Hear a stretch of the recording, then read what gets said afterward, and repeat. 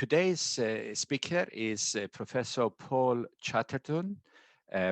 Paul is a man of many talents, a writer, an academic, and a campaigner. He is Professor of Urban Futures at Leeds University. He has written several books, and he is the co-founder of the award-winning low-impact housing Lilac. And I believe Paul also lives there as well. He's also the co-founder of the public charity Antipode. Paul will be talking to us about cities and how they respond to today's huge challenges, to name but a few: a pandemic, climate change, and the challenge of new technology, which is ushering upon us. Finding a solution to these challenges is easier said than done. Paul's answer, I believe, is building better communities, but I'm going to leave him to tell us more about that. So over to you, Paul. Thank you very, very much, Andres. And it's an absolute delight to be here for your lunchtime seminar, especially since I'm a lifelong urbanist and really delighted to engage with people who are both passionate and knowledgeable about the future of our urban places. So that's really great for me. So thank you very much. And yeah, I'm speaking to you from the project where I live, Lilac Grove. You can check it out at lilac.coop. The walls you see behind me are made from straw. So I live in a very high insulated straw bale house. It's a cooperative, so I can talk more about that during my talk. But what I'm going to do today is I've got a presentation, and it's based upon some recent writing and a book that I've written called Unlocking Sustainable Cities. So I'm just going to share my screen to go to my presentation. So it's about, my presentation's about 20 minutes long, and then we'll have time for some questions. So I've done a lot of public speaking on this presentation.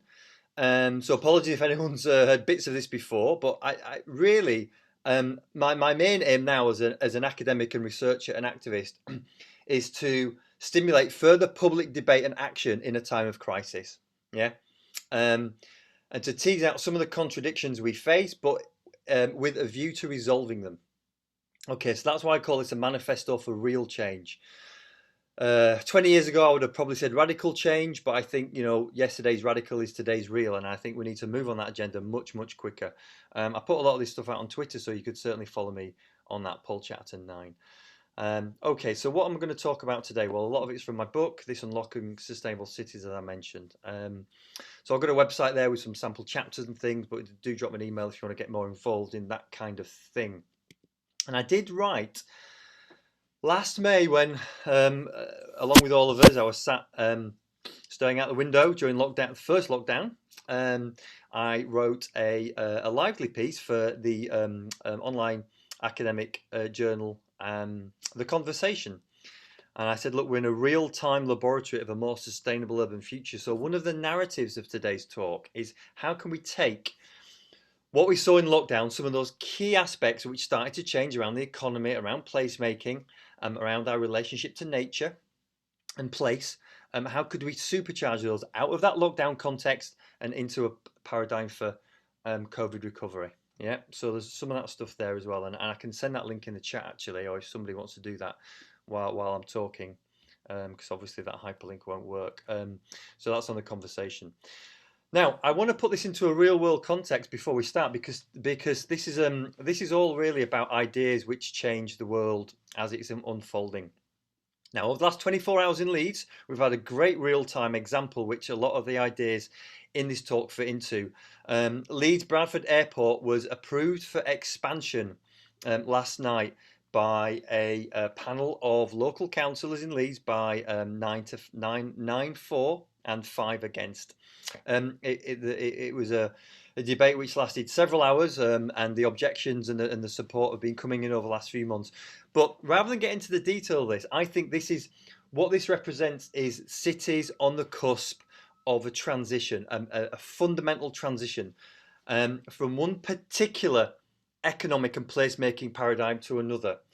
And so we're in a really, really bumpy, rocky road between these two states, between the 20th century modernist, fossil fuel dependent, car dependent, high mobility, high globalized, competitive, privatized city, and something which comes after that. And I'm going to explore that, what something comes after that, because this, even though this decision went fundamentally the wrong way, it's symptomatic of this bumpy transition which cities and urban areas need to make. And do we have enough time to more gracefully make this transition in a more rapid way, given the crises we face? So I'm going to look at those crises now and the challenges and how we can respond to them.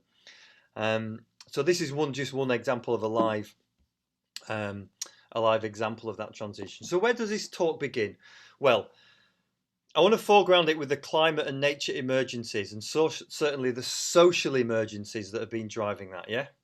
Now we know 2018 November, IPCC put out some really groundbreaking stuff about how we need to hold global temperatures 1.5 degrees, and on the back, and I'll talk about a bit more about that in a minute. And on the back of that, Extinction Rebellion, Youth Strike, climate emergency declarations, and really important social movements over the last few years, Occupy, Black Lives Matter, Youth Strike, emerging to push formal politics, outside formal politics, to adopt this new paradigm relationship between humans, the natural world, the economy, to create more socially just, nature friendly, zero carbon urban places, from my point of view as a geographer.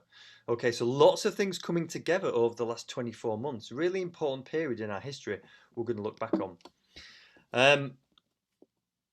So let's just have a look at this carbon story, because it's quite important. We know, so I want to just foreground the climate emergencies and talk about what that means in terms of urban climate emergencies. How do cities respond to this climate emergency? So what are we dealing with here? We know roughly that we're in excess of 400 parts per million, maybe 411, 412 parts per million of carbon dioxide or equivalents, greenhouse gases, in the atmosphere at the moment. And way beyond pre-industrial levels of 280 parts per million. So humans have put history into fast forward over the last two or 300,000 years. There's an unprecedented rise in accumulation of carbon and its equivalents in the atmosphere. We need to get certainly below 350 parts per million. Why do we need to do this? Because we need to hold global temperatures to get down to these safe levels of accumulation of carbon. Will allow us to get back to safer levels of global heating, right? And we know that in the Paris Agreement 2015, we set a course on holding global temperatures to no more, certainly less than, and hopefully more like 1.5 degrees of warming above pre-industrial levels. We know that we've already stocked in and committed to about 1.1 degrees of global warming. So we are getting quite close to those critical thresholds. The reason 1.5 degrees is important is because after that, a whole series of negative consequences in terms of our ocean, our plant life, our atmospheric, our nitrogen, our soil, and then therefore our social, political, economic systems start to unravel. We start to move away from the safe operating space which humanity has existed in for tens of thousands of years, right? In this fairly stable Holocene period. Okay. So this is why this 1.5 degree target is so important, and even less than that would be even safer. So what global scientists have said is that, look, there is a particular carbon budget, an all-time global carbon budget we have to hold to ensure we don't exceed those temperature thresholds, right? And they only put it, and they still say there's significant probabilities even if we hold to these budgets. Now, globally, our all-time carbon budget is 420 billion tons or 420 gigatons, yeah? We're using that at an incredible rate. So within 10, 15 years, that will be gone at the current rate of use, right? So 420 gigatons, that's the all-time global carbon budget. There's ranges, people say it could be a little bit more, a little bit less, but that's the all-time carbon budget. Let's scale that down so we can understand what that might mean, because we can't really comprehend at that global scale. UK budget, for example, is 3.7 gigatons, yeah? So that gives a slightly more kind of perspective on the UK level. Now, let me take my own city, Leeds, as an example, and you can think about, these are just population equivalents, by the way, just scaling it down by population. If we take a city like Leeds, 800,000 people, you can scale up for London or Birmingham or down for a town. It's about 44 million tonnes. That's Leeds' bit of that carbon budget. That's just on population. Leeds' bit of that global carbon budget, 44 million tonnes. It's quite important, this figure, because once that's gone, it's gone, and we have to be at net zero, or we're using somebody else's carbon budget. Yeah, and that's a really important issue of equity there. Yeah. Okay, so let's have a think about what this means. This is just a graph we're going to dwell on for a minute in terms of a typical city's journey to net zero and the challenge for a city. Now, this is a graph. On the left axis, you can see there it's carbon emissions. For Leeds, typically is about 4 million tonnes a year we use, right? Yeah, and then on the bottom axis we've got time. So what you can see is the dotted line at the top, the dotted black line, is the business as usual line. If we don't do anything, we'll continue to emit about 4 million tonnes, 4 million tonnes, 4 million tonnes every year, until we get off to a cliff edge in about 8 to 10 years where we've used our entire carbon budget. Right, and at that point we have to be at zero. We can't fall off a cliff edge. Therefore, we've got to do something a bit more graceful and manageable as humans, which is get on a safe path, which is the one just under the red dotted line, to get to, start to get to net zero emissions by the 2030s. So look, the white bit between the two dotted lines is the bit we cannot use. The block of carbon, it's an amount of carbon we have to shrink by, right? To transform the way cities work. So the red hatched area is the bit we can use, yeah?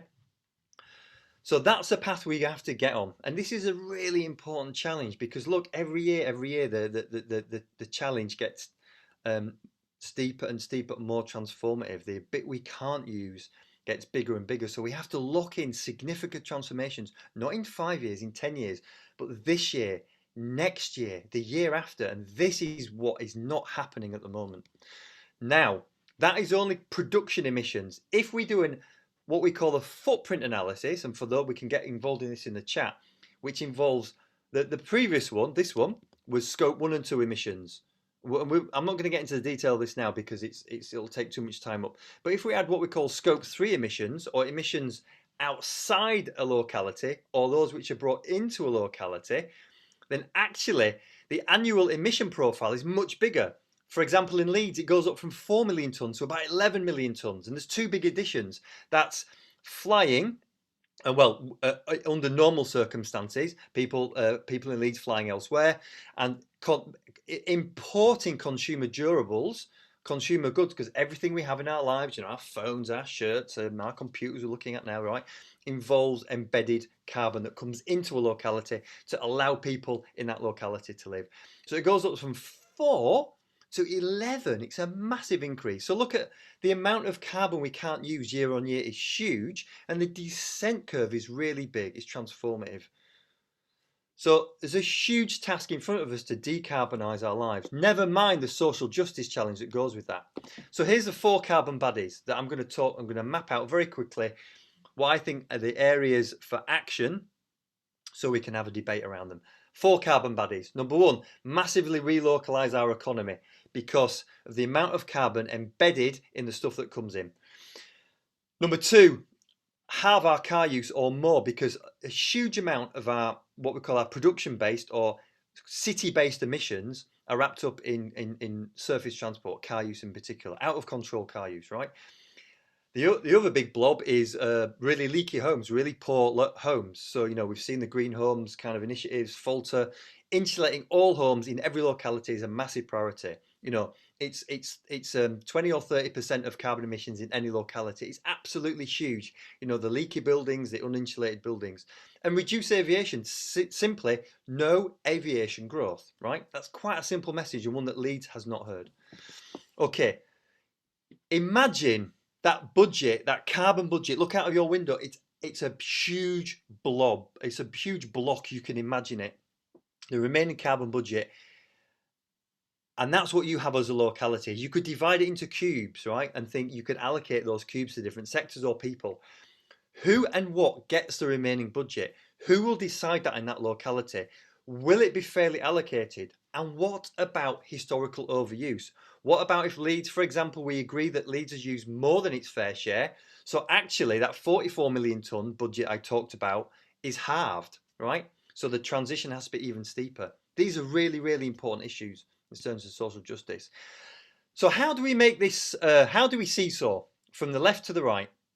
A situation where the contemporary urban moment is defined by climate breakdown, social injustice, biodiversity loss, poverty, pollution, inequality, right?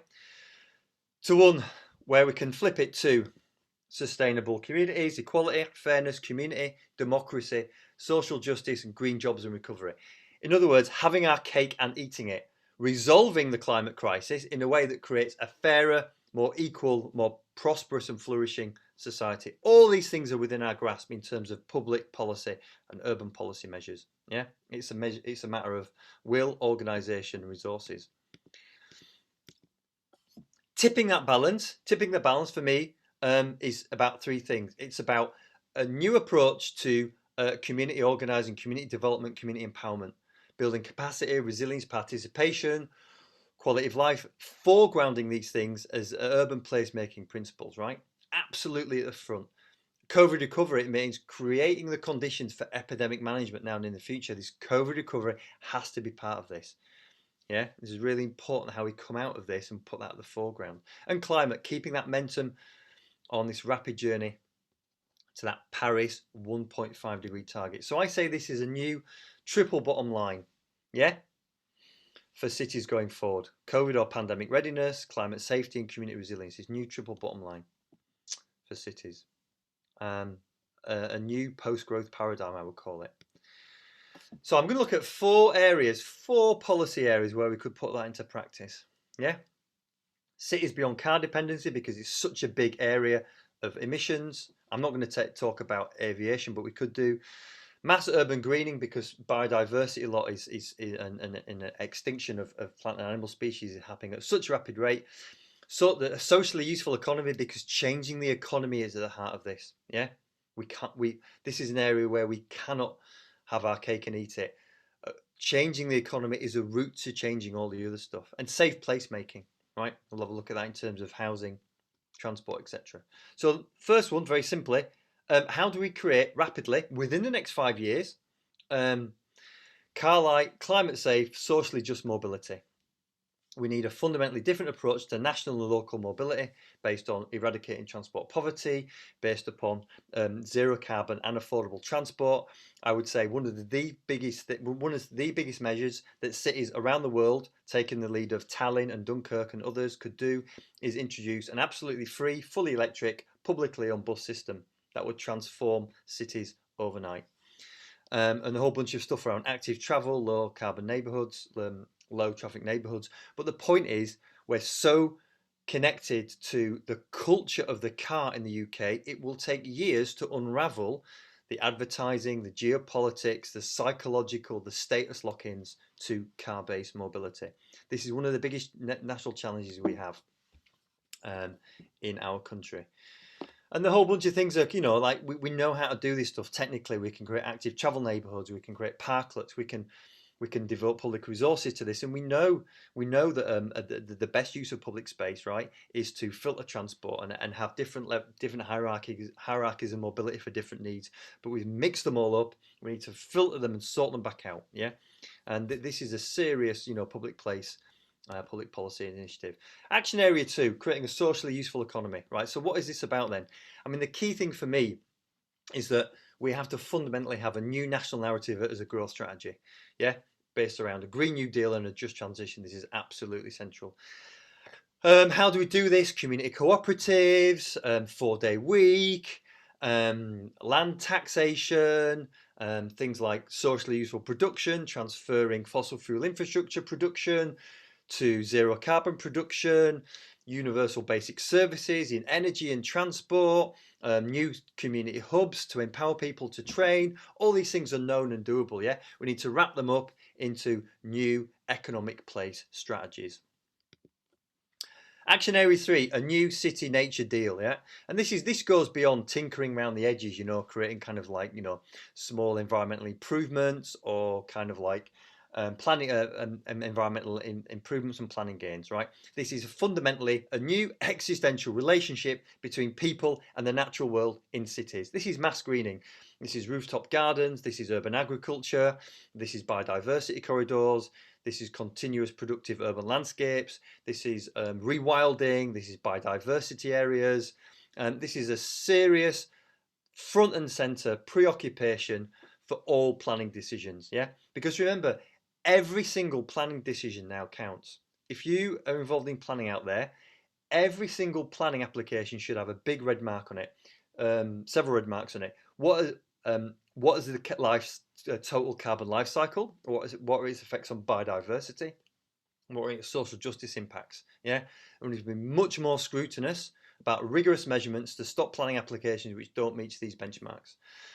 So through lockdown, we've seen, a massive push to the importance of local green spaces and how we need to fund this stuff. Yeah, we know that millions of people lack access to decent green spaces, and this must become an absolute narrative, gearing down and reallocating space from fossil fuel infrastructure towards green space and biodiversity.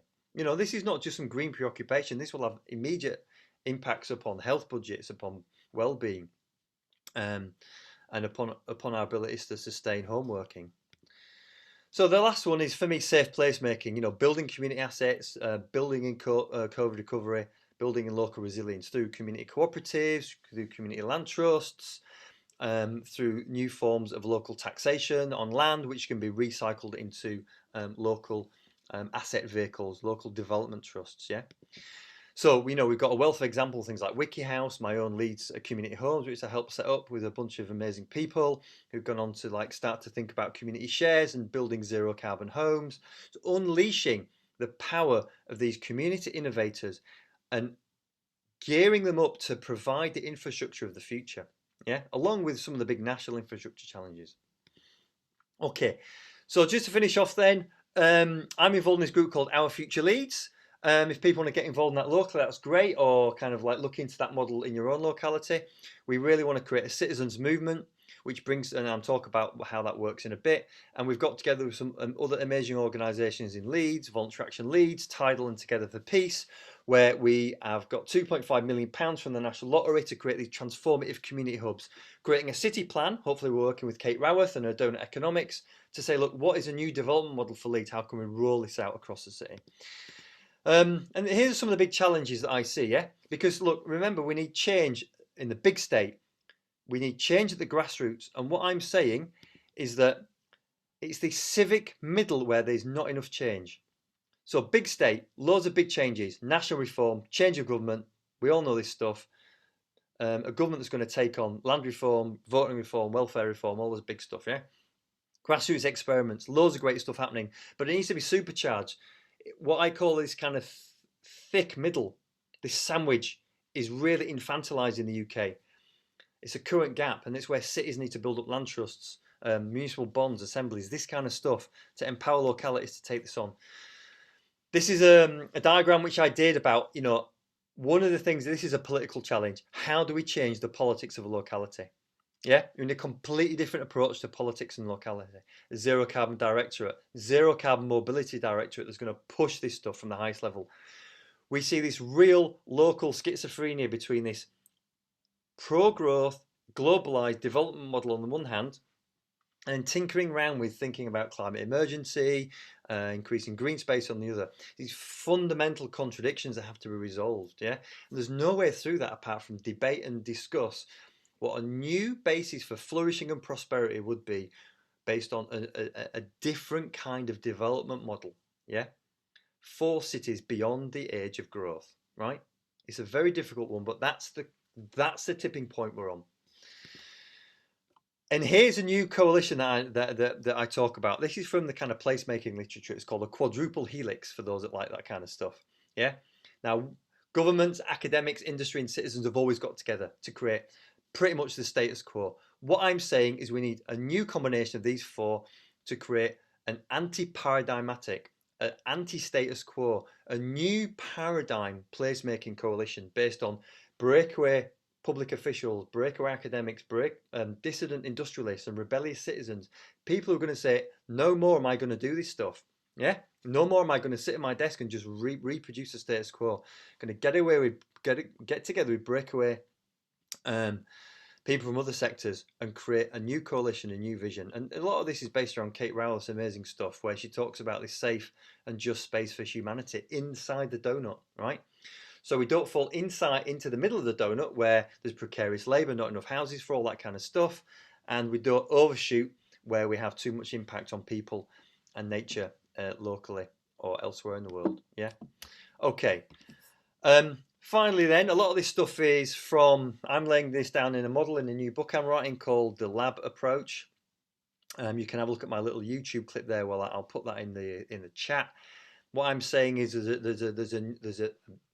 need to bring this together in a new model for kind of like city change makers.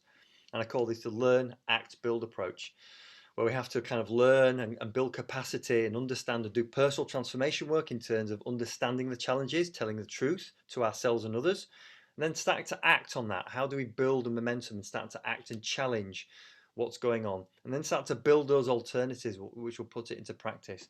So these are three equal legs of a stool that have to be balanced, and we have to do these simultaneously. Okay, so think big, start small, but act now. That is simply the challenge ahead. And so this is a massive task, but we can all see roads in to doing this stuff.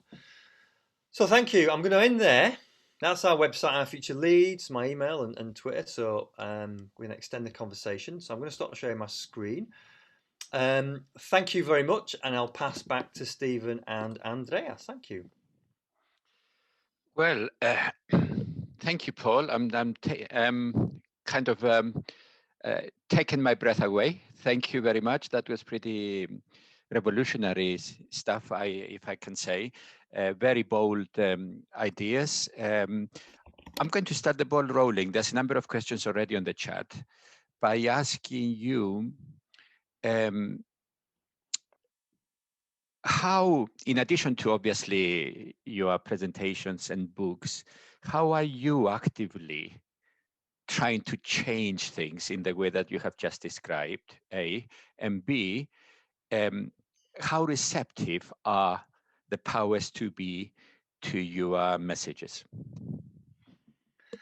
Yeah, and I suppose I have a particular place within my local politics because, I'm a university professor and that gives me a particular positionality, right? Mm-hmm. And, so therefore there's a responsibility that goes with that like I need to be kind of like respectful of the knowledge that I have and put it forward in a particular way. So I for example, I support the Leeds City Council with a active travel group. Yeah, I help co-chair that with some councillors, and so we talk about cycling and walking, how we can use that to transform the mobility system of the city.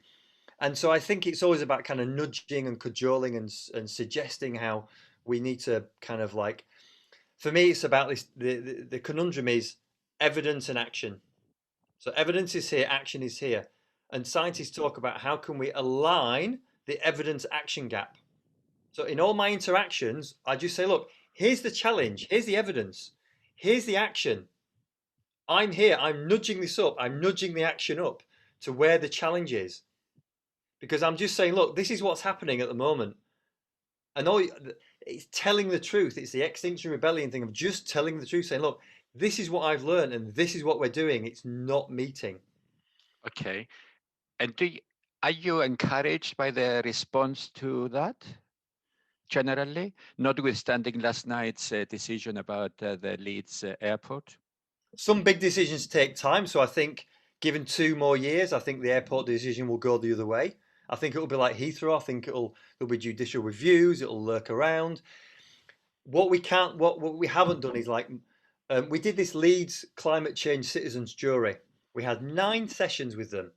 Ordinary members of the public selected at random, a really great cross representation, loads of stuff on the Leeds Climate Commission website about the process and the outcomes, 12 recommendations, utterly transformative, including don't expand the airport. That came from engaging with 9 that came from 9 engaging with 25 ordinary citizens over 9 evening sessions. And when you have the time and the resources to engage with people in meaningful debate, the outcomes are transformative. If it's like rapid fire, I'm not moving, I'm biased, I'm lobbying, and it's a threat to me, we're not going to get anywhere. Patience, time, deliberative democracy, and our positions will shift. Yeah. Okay, thank you. I'm going to stay with the airport actually, because can I ask Jenny Frost? She had a question on that. Yes. Hi, yes. Hi, Yeah. sorry, I was just on mute. Hi, Paul. Yeah, I mean, my sort of take on the airport debate, I guess in the short term, is that if Leeds Bradford didn't develop, then surely people would just go to an alternative airport, so you're not actually decreasing the overall carbon. Yep, of course, and that was a massive part of the story. So, you know, and what we've always said, it's both and, not either or. So the point is, we are lobbying, we are digging where we stand primarily. We're in Leeds. We need to stop Leeds Bradford Airport. We also need to stop Manchester Airport expanding, Newcastle Airport, wherever, yeah, Teesside Airport. The point is, it's local and national strategy. The point, we've got into this weird thing where we should allow local conditions to develop and just focus on national strategy and guidance.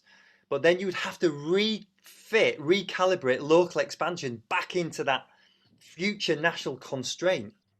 So it doesn't make sense. As an organizing strategy, it has to be multifaceted. So of course, in the short term, there might be perverse outcomes like people will just simply get in their cars and drive to Manchester and Teesside. But the long-term strategy is local constraint, regional constraint, and national constraint. Yeah. It will just make our job more difficult if we have areas of local expansion within a national constraint context. Every single kilo of carbon counts. Okay, just moving away from the airport question. There was a simple one actually from Sally Starbuck, who wanted some clarification about the graph you showed us earlier. Sally, are you there? I am. I don't know if you can hear me all right. Can you? Yep, we can.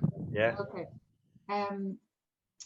I wanted, yes, just the graphs you put up showed a nice convergence between the business as usual black dotted line and the Paris targets sort of curve. And it's quite an optimistic view to say that we're not on an upward trajectory of constantly consuming. I'm just going to go to it. Yeah. There would eventually be convergence, but I think, in fact, with population growth globally, certainly, that's not necessarily the case.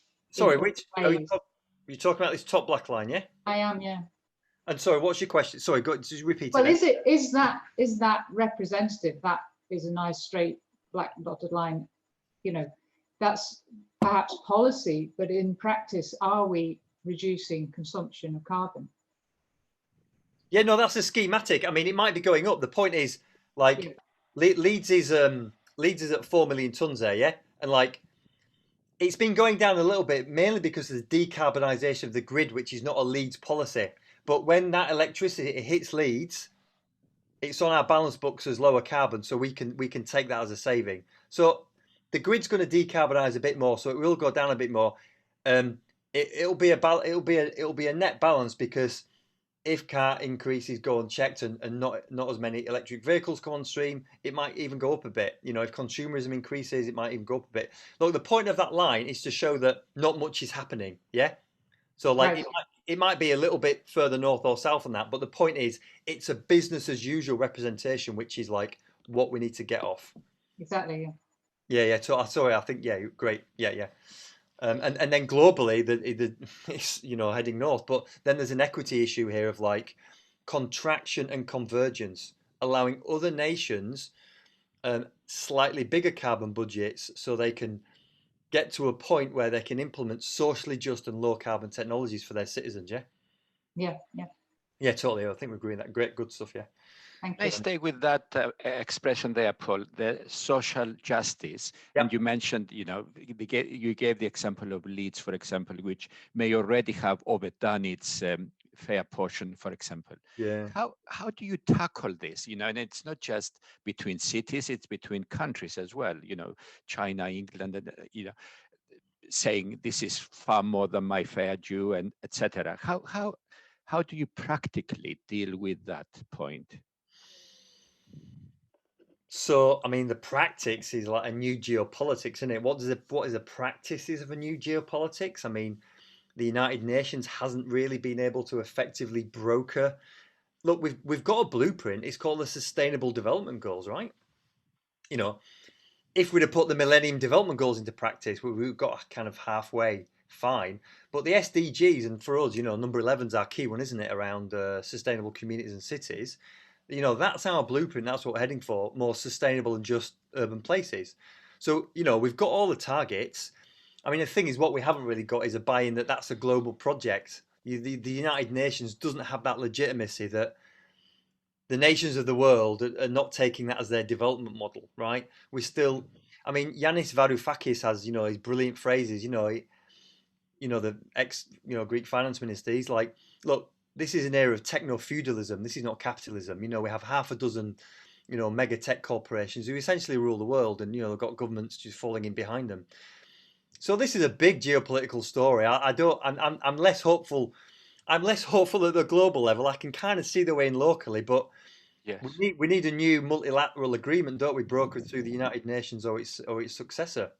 Okay, thank you. You mentioned these mega corporations, and there is a question related to institutions and their changes from Nicholas Falk.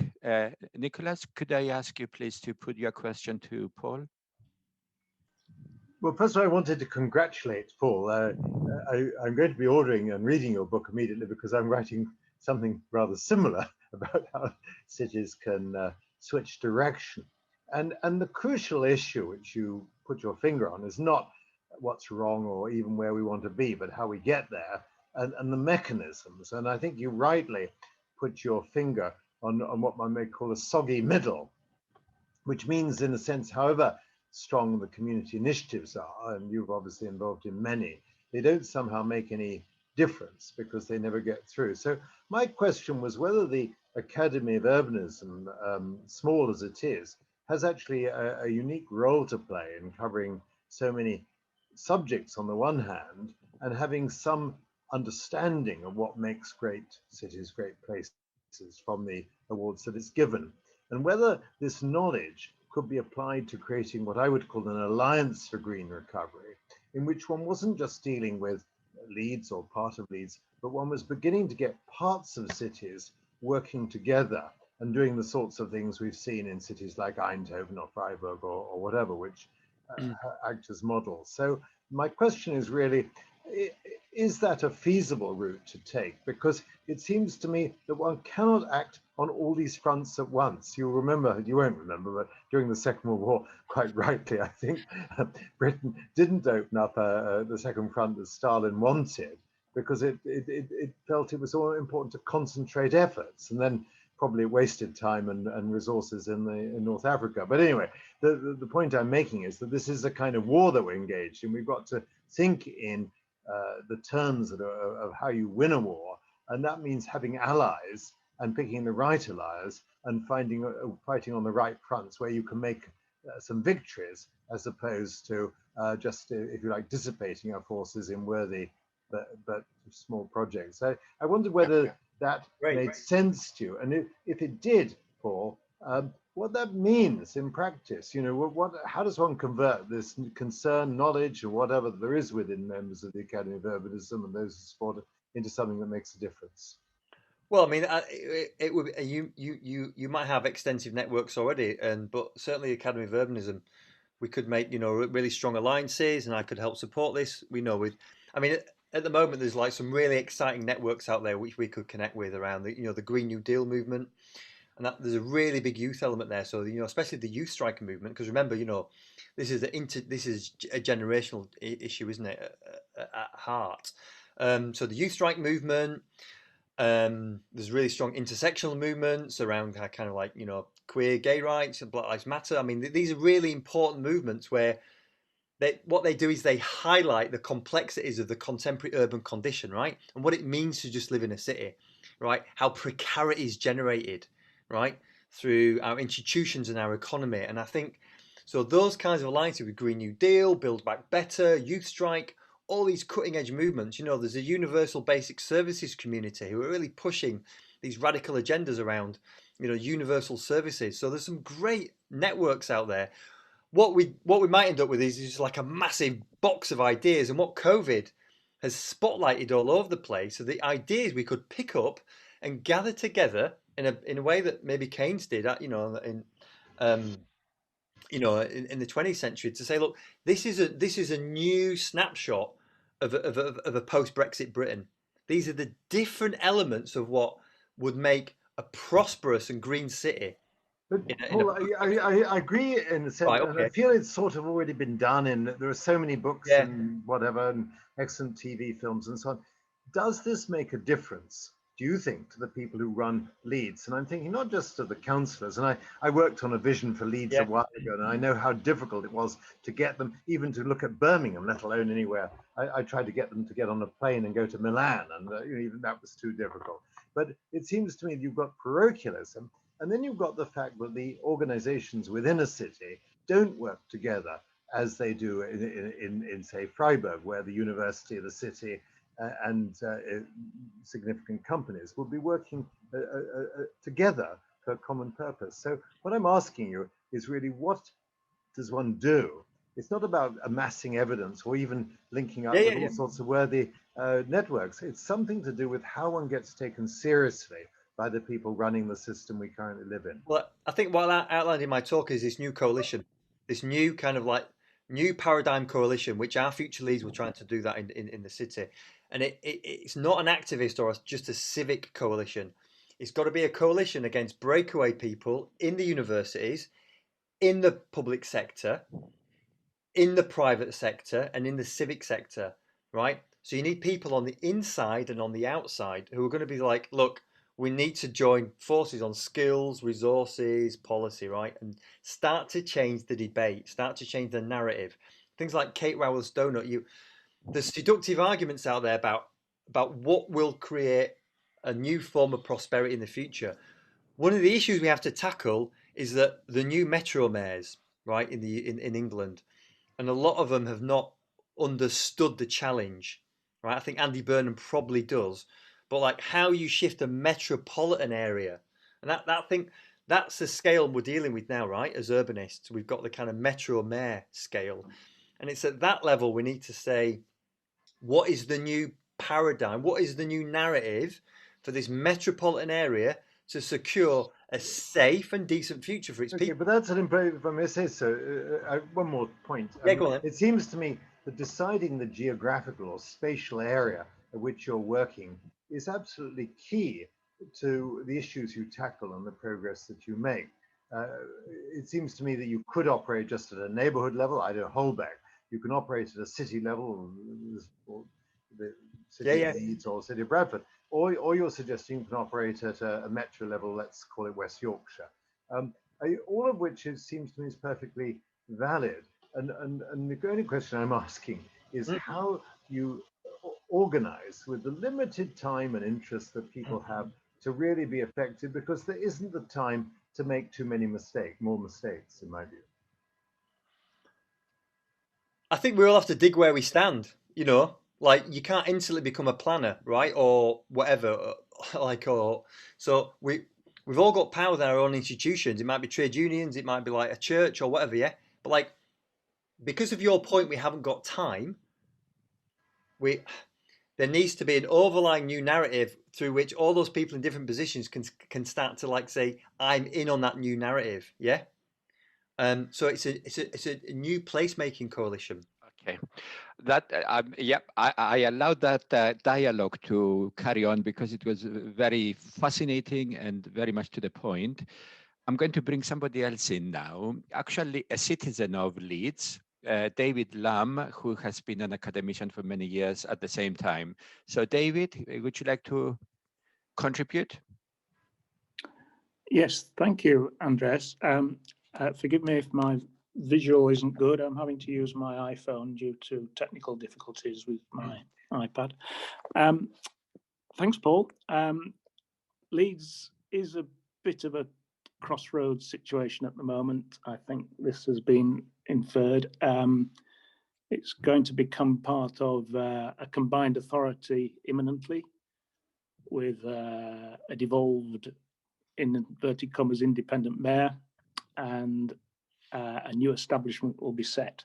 My question really, to keep it simple, is to do with the language of urbanism, sustainability, and citizenship. What are we going to do? Because the academic rigor that we apply to the dialogue we're having at the moment is excellent and useful. And the problem is, my activity in Leeds over the years has been to do with really concentrating on bottom-up citizen involvement in making things happen now. Because my professional career has been dogged by the immobile establishment of governance, particularly in a city like Leeds, where there's a lot of, and it's becoming endemic now, in that there's so many organizations, groups, and activities going on. They're innumerable. I tried to start listing them a few weeks ago and then gave up because there's so many. But to keep it simple, the question I want to ask you is that how would you suggest we change the language of the established governance in relation to the citizens of Leeds? I think you referred to them as ordinary people in your talk. Thank you, David. Yep, Paul. Sorry, I'm sorry. Yeah. Yep. I just want to give the opportunity to Paul to answer the question before. Yeah. Well, I think so. Half the story is, and this links to the last question, is that civic leaders have got to feel a bit more challenge. They're not getting enough challenge. They're getting a free ride on an old model that's broken. Yeah. So number one, we've got to up our game in presenting the alternatives and the benefits of the alternatives to the citizens of Leeds. We're not doing that effectively enough. I know we do it in bits and pieces, but we need to be clear on what we think the alternative is and put that forward, because the established right will do that, and the corporate world is really good at that. Your other question about maybe it's about climate emergency is a difficult language, and of course it is. So I bypass that straight away. Look, I'm not interested in climate actions. I'm not entirely sure what a climate action is. Do I grab a bucket and just grab some carbon out of the atmosphere? I mean, for me, it's not a language I get involved with. For me, it would be about saying things like, what about a completely free community-run bus service, right? That's fully electric. What about a solar cooperative in your neighbourhood? What about like an amazing connected green space so you don't have to cross that dual carriageway? Yeah, that's where I get to, and then we start to do community organising, proper old-style community organising around engaging with the people about the power and politics of why that stuff doesn't happen. Yeah, so that's the route for me. Excellent. Yes. Yeah. This takes us back. Thank you, Paul. I can relate to that. It's when the sort of university establishment, the local authority establishment, central government establishment, now the regional establishment, it removes the citizen sat on the ground in the communities much further from the decision makers and the money and the power. Well, ever since the pharaohs, we can weep about that, but we also need to organise, don't we, and get our act sorted. I mean, they'll always do that, and there'll always be establishment blues. And the point is not to ape their narratives and concerns, right? And not just play their game and say, this is, all the stuff you're putting out. That's not my concern. Our concerns are these, and this is our narrative, and this is why we will do a better job than you. I mean, actually, I'm not completely berating Leeds City Council. There are amazing people running the city. I'm not sure I could run a city. The point is, there's elements of of stuff there we have to work with, right? Okay. Actually, this debate reminds me of the Academy's visit to Eindhoven, where they spoke to us about the triple helix, not the quadruple helix that you mentioned, Paul, where that was an action kind of group between the university, the city council, and private sector. And it was really the body that helped them emerge out of the economic disaster that the collapse of Philips had brought to the town in the late 80s. And it goes back to Nicholas's point about why do we not have more of these? How do we make these things happen in our own communities? But I'm going to leave that question there because I want to go to a couple of other questions on the chat before we finish in 6 or 7 minutes. So Camila, can I ask you to put your question, please? You bring in architecture and placemaking as a contributor to the point that Paul made about dismantling the economic systems as well. Yeah, thank you so much. And thank you, Paul, for a really fascinating talk. I'm sorry I'm in purple, don't know, it's my camera, my computer. Yeah, so my question was really around what do we need to do physically? Because I'm an architect and a designer, and it's so clear to me how a lot of the economic and social and cultural systems are really being reinforced by the way we've spatially organized our cities and by the value we place on space, land, and buildings. But I also just see this kind of inertia in the built environment industry that is brought on both by developers who want to change but still need to make a profit, by councils that want to change but still need to keep the economic engines going and fund their social care and their welfare systems, and by people who can kind of see the benefit in having a walkable neighborhood, but as it is, they need to get in their car to drive out to see the trees. And there's a lot of very long-term, quite big infrastructural changes that need to happen. And there's a lot of tactical urbanism that's happening, and that's really fascinating to see. But what else can we do from kind of the built environment point of view to address the way we build and manage space smarter to support the economic? Thank you. Thank you, Camila. Very clever question. So over to you, Paul. Yeah, one aspect is maybe retrofitting and repurposing. So that'd be great, wouldn't it? Like not so much fixation on new stuff, but like repurposing existing stuff. That could be roads, buildings, land. Yep. So that's a big part of it for me, and that's cheaper, right? And what overlays on that is community ownership and community control. And I know, after 10 years of austerity, cities are not in a good position, right? So we have neither the resources nor the powers, and there's no point in kicking a dog that's not in a good condition.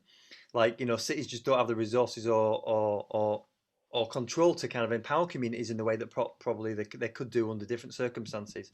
So retrofitting, repurposing, community control of assets. I mean, we're going in the wrong direction, aren't we? There's less of that stuff, but more empowering legislation. I think more powers from metro mayors to devolve powers to communities to control assets and buildings. We've had these kind of community planning processes which haven't come to anything. None have really come to fruition in a way which have fundamentally changed placemaking. But I don't think any city. Wales is ahead of the game here, isn't it, in terms of like one planet approaches. But how do you create local plans which prioritise zero carbon, net zero placemaking and reversing biodiversity loss? As principal drivers. Okay. Yeah, I'd love to be a planner to get stuck into the complexities of this. We have time for one last question. Sarah Chapman, would you like to put your question, please?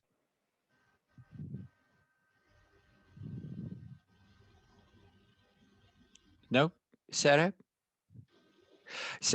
Okay, I'll ask Sarah's question. She brings in the connected cities approach, and how do you propose extending this beyond a purely urban model? Yeah, so we have to, as we unlock our urban placemaking from the modern motor car, we then create a new paradigm of urban development, right? So 1960 to 2020 has been 50 or 60 years of a particular kind of car-based urban development. We've thrown ourselves wide and far, right? Much further than we should have done. So 2020 to 2070 is the era of reversing out of the car-based society. and then we're going to have to create compactness again. And that's going to take several decades. So to get to that Dutch model of sustainable, dense urban life, not dependent on the motor car, is going to take several decades. Leeds has just launched this strategy. Have a look, a city where you don't need a car, it's called. But I think in 1968, Leeds created this Leeds plan based on the motorway city, you know, and David knows all about that. And it's like, we need something as brave as that in 2021, like to reverse out of that motorway era, but we need it at the national scale. Yeah, so we need to move away from 27 billion pounds of road building, all that stuff, yeah? Because it's the psychology of the car and therefore how our urban areas look as a result of that. I mean, urban areas have become almost a byproduct of facilitating car movement rather than the other way round. Fantastic. Paul, that's been extraordinary. I thoroughly enjoyed your presentation, answers and questions and debate. The Academy will take on board the recommendation that we should link up with Leeds University to start with, your students and a few other organizations that you may like to suggest to us. But for the time being, I'd like to thank you, and we hope to see you again at one of our future events. Thank you also to all the participants, and in particular, the people that keep the engine running behind the scenes, Stephen and Olga. Can I wish you all a good weekend, and knowing that Paul is a huge Leeds United fan, can I also wish you good luck in this weekend's football match, Paul? Yes, long may there be a meteoric rise of Leeds United and a sustainable future at the same time. You are moving in the right direction. It's not a bigger gap as the carbon gap you showed us on the agenda on the graph, but Leeds United is moving in the right direction. Yeah. Thank you so much. Have a good afternoon, everybody. Bye-bye.